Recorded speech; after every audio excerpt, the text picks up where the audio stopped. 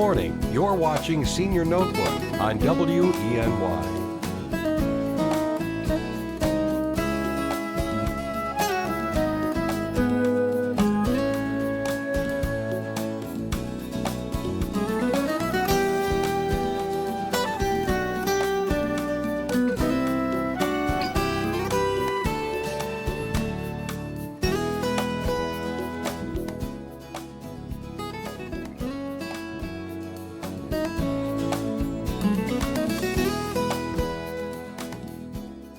Good morning and welcome to Senior Notebook. My name is Nan Hammis and I'm here this morning at Steuben County Office for the Aging Public Forum in Bath, New York.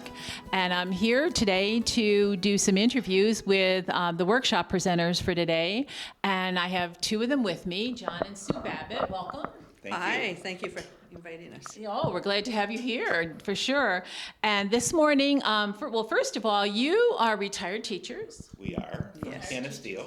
From Canisteo, and so your retirement, you've kept yourself very busy, I'm seeing, with all your travels. Oh, yes, definitely. So traveling is one of your hobbies, and photography. Photography. Photography. So how did you get started in that? Let's start with that. Well, I got started in photography many, many years ago when we started taking trips out west. And I wanted to capture our kids growing up and just the scenics. And it just mushroomed from there. Mushroomed, and you've seen a lot of things, but today you're going to tell us about the waterfalls that you've traveled to see yes. over the years, Yes. maybe? There are thousands of waterfalls in the Yes. Finger Lakes. Absolutely. And they were the result of the last ice age, a good share of them. And as the glacier retreated, it carved the land out and the streams, meltwater followed them. And we have some gorgeous waterfalls today. We do. Yes. And 8 or 9 years ago, we went to a program similar to what we're going to do today, and the gentleman showed slides of climbing and hiking and so on, and adventures he encountered along the way to the waterfall. And on the way home, we looked at each other and said, we could do that. That would be fun. So that started our quest. Yes, that's great. Some of them, Taconic, this year has been a kind of a hard year. It has. It's For been them- very dry. Because I saw waterfalls with no water. Yes. Yes. Right. I'm sure there were many of them this year. That some are seasonal anyway, and then when there really is a dry, dry summer, they just wait for more rain to show up. Yes, And absolutely. every time we do a presentation, somebody says, well, you've got to see my waterfall. Oh, And so that's how it kept mushrooming. So it's a never-ending quest, because there's always a few tucked-in places that nobody's. aren't, aren't in state parks or out of the normal pathway. So if people were kind of interested in going out and looking at some of these waterfalls and checking them out, what are some gems around here? I know there are a lot, but some of the places that they might want to go. I would think one of my favorites is Watkins Glen. There are 19 beautiful waterfalls Yes. and many, many, many smaller waterfalls. That is one of my favorites. Up in the Ithaca area, Yeah. there are numerous waterfalls. So that is probably my second favorite spot to go visit. Yep, I explored there this summer. Did you hit Buttermilk Falls? I'm Buttermilk and the one where they swim. At Robert at Treman? Yes. Treman. Yes. I went there this summer too, but I didn't go to the Lucifer Falls, which is in the back. Yeah, Yes. it's a little bit of a hike. Is that a bigger It's a one? nice pathway, but Yeah. Lucifer is 100 and some feet, 100 and something, I okay. think. And our travel bureaus, especially in Corning, have some beautiful brochures. If you're interested in waterfalls, Yes, there's some great information out there to okay. tell you where to go and when to go and so forth. So any of your local travel bureaus will have that information I would for think so, you? yes.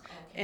And there are books, if you go on the internet, type in Waterfalls of New York or whatever county you're in, I'm sure there'd be things that would pop up, and along with directions, and then you'd know that they're on public property. And you might have a friend that would know where there's one on private property, but then you have to ask permission. Have to ask permission to go.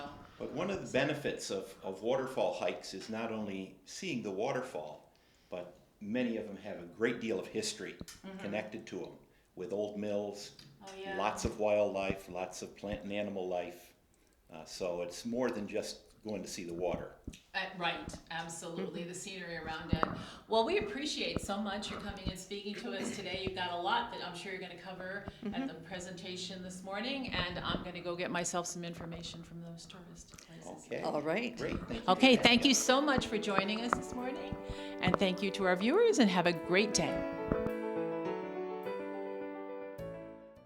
Good morning and welcome to Senior Notebook. My name is Nan Hammis, and I'm here this morning at the Steuben County Office for the Aging Public Forum held in Bath, New York.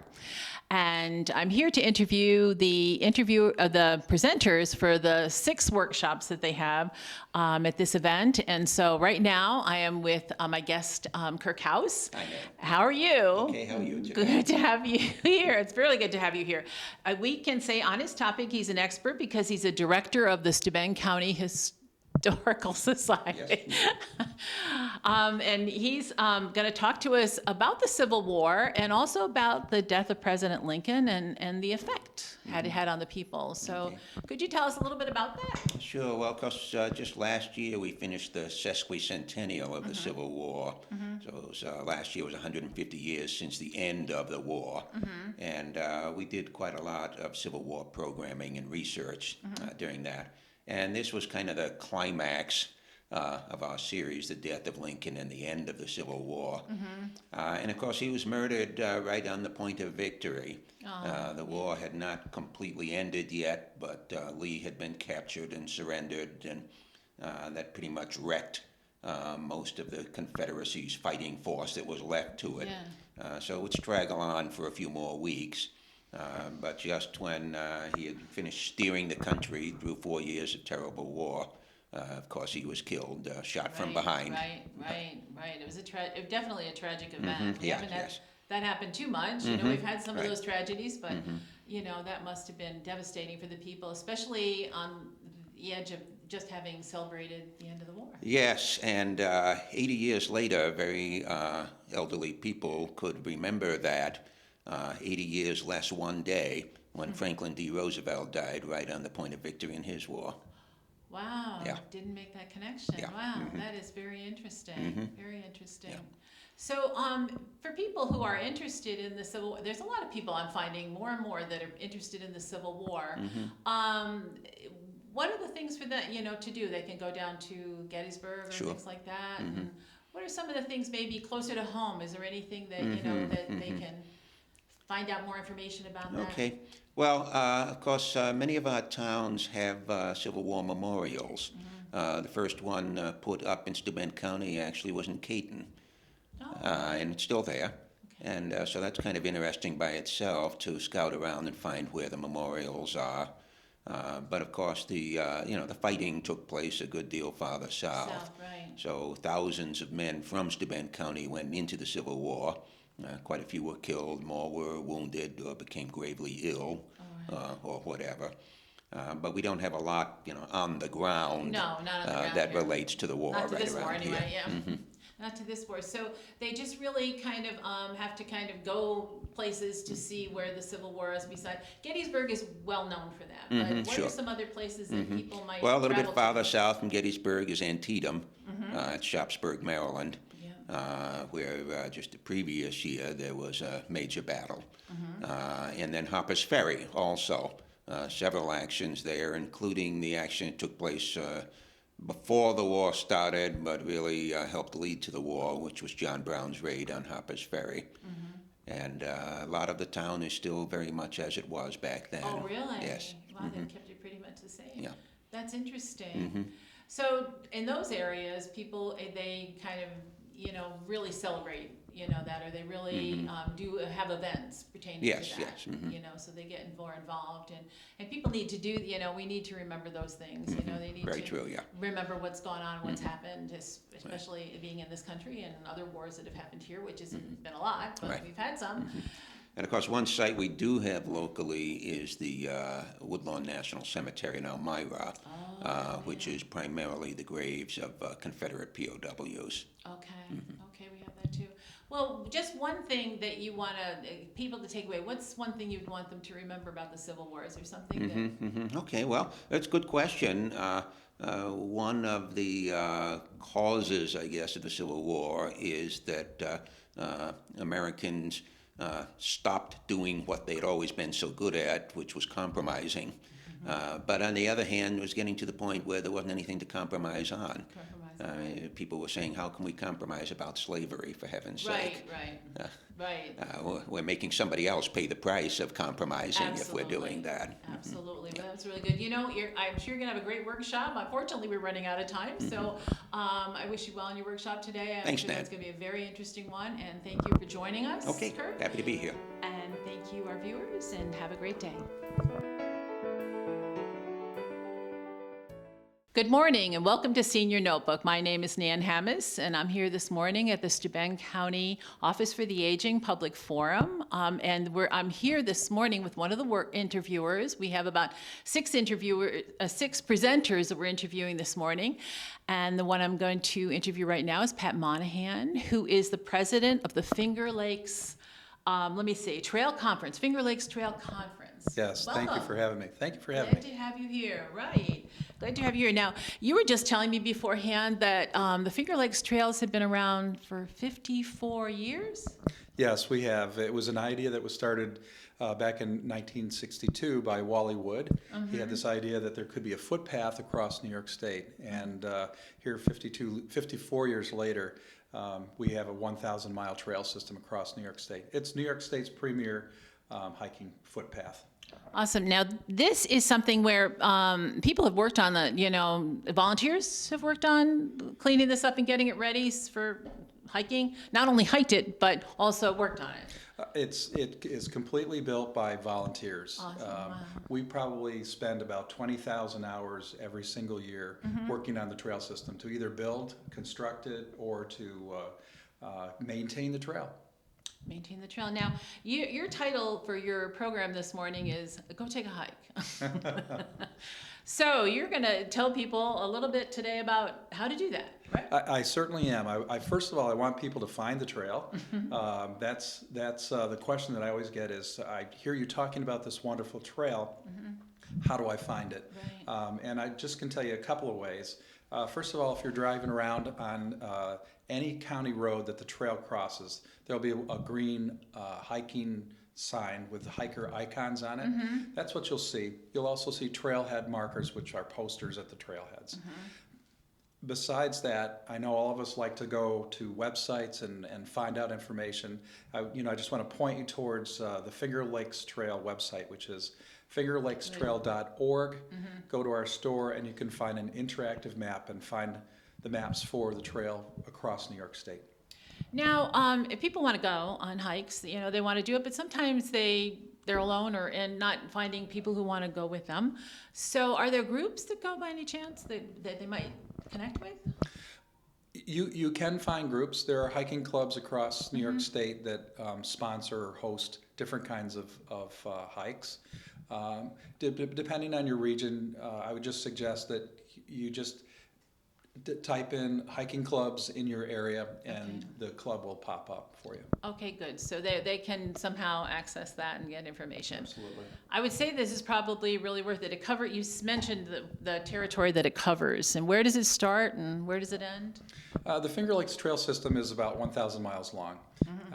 And the main trail, we call it the FLT, starts in western New York in Allegheny State Park at the New York-Pennsylvania border and continues for around 540 miles to the Catskills to a small little town called Claryville. That's the main trail. There are branch trails that come off that generally run north-south. It'll go from Ellicottville to the Niagara Falls border. There's a branch trail in Letchworth State Park. Okay. There's one that goes from Bath to Ontario Park, which is up towards the Bristol Ski Resort. There's one right here in Steuben County called the Crystal Hills Trail, which goes from South Bradford to the New York-Pennsylvania border. There's the Interlochen Trail in the National Forest, Finger Lakes National Forest over in Watkins Glen, Burdett, and also the Onondaga Trail up in the Syracuse area. That's quite a long. That's a trip. Now, do people actually go from beginning to end and maybe camp along the way? And do they do that? You can. I've actually hiked the entire trail system, not by camping. Not by camping. No, I'm not a camper, but I do really enjoy going out for day hikes.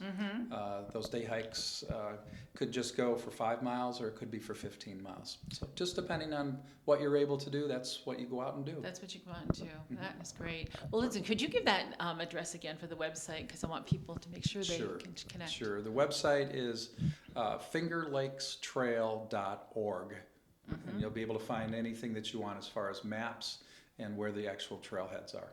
Well, thank you so much, Pat, for joining us. And you have a great workshop this morning. I'm sure it will be. A lot of people are probably interested in getting out there, especially now, leaf peeping. So thank you for joining us, and thank you to our viewers for joining us this morning. Have a great day. Go take a hike. Yes, go take a hike. Good morning, I'm Lisa Rustici with Senior Notebook, and we're here doing another Aging Well segment for you.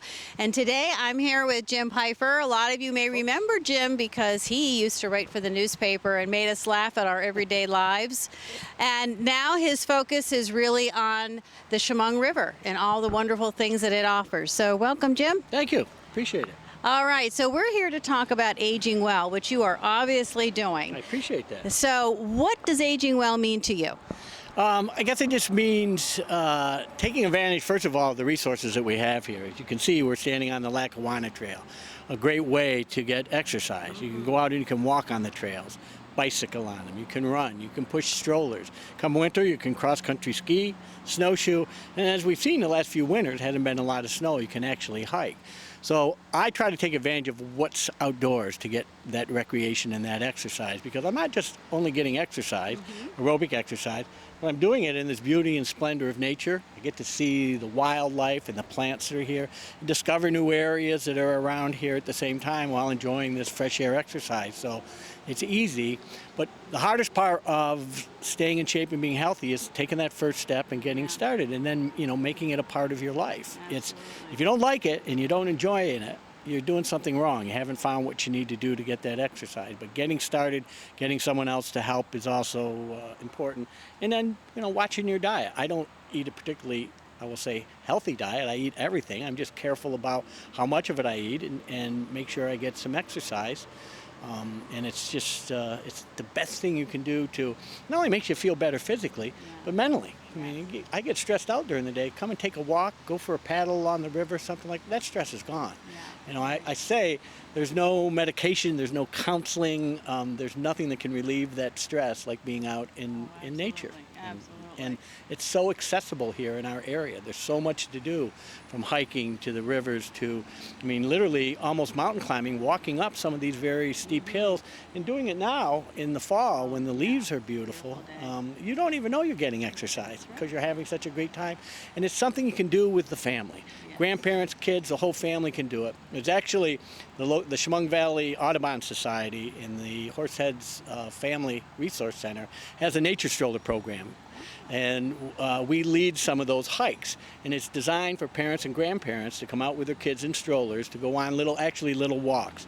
It has been a tremendous program. We've been doing it for about 4 years because it does a couple of things. Helps these moms and grandparents discover, I didn't know this trail was here, or I didn't know this park was here. They're getting exercise with their kids. They're doing something with the family that they can't normally do. And the kids are starting to learn to enjoy and respect nature, as our mom and dad and the great parents, while getting that exercise. So you really have to develop sort of a lifestyle and find what you like to do and part of your exercise and do it. If you like working out in a gym and that's what you want to do, that's fine. But you know, just do something. And it's really quite easy. And the payoffs are tremendous. You know, you're healthier. You're not going to be seeing a lot more medical bills. You're going to be enjoying life more. So I don't understand why, I guess I do understand why people don't do it, but you just need to get started and take the first step. Coming out for a walk is one of the easiest ways, one of the nicest ways to do that. Yeah, exactly. Why do you think people don't take advantage as much as they could of this beautiful river we have and the surrounding areas? That's a great question. Part of it is if they've never done it, when they're thinking on the weekends, what am I going to do this weekend? It's not on their list because they haven't done it. The other one is they don't a lot of people don't know this trail exists or that you can paddle on the river. So my belief is what you need to do is get people out here by doing a guided hike or a guided paddle. Once you do that, get them out here, and I say nature and the river works its magic, you got them. And then most of what I usually hear is, wow, this is wonderful. I wish I had been doing this before. You know, do I need to come and do it as a group? No, anybody can do it. So helping people discover it, doing it as a group where they maybe feel a little bit safer, then they come back, they tell their friends about it. So I think that's part of the problem is a lack of knowledge about it. Another part of it is just, you know, I'm out of shape, I'm overweight, it's going to take so much, I don't want to do it. You know, okay, that's your choice, but the rest of your life isn't going to be as high quality and as enjoyable. So it's a decision you have to make. So anyway, we have to wrap it up here, but we hope that maybe you'll join Jim and me out on the river sometime, or even just taking a walk on this beautiful trail, especially in the fall. So that will help you to age well. Thank you. Thank you.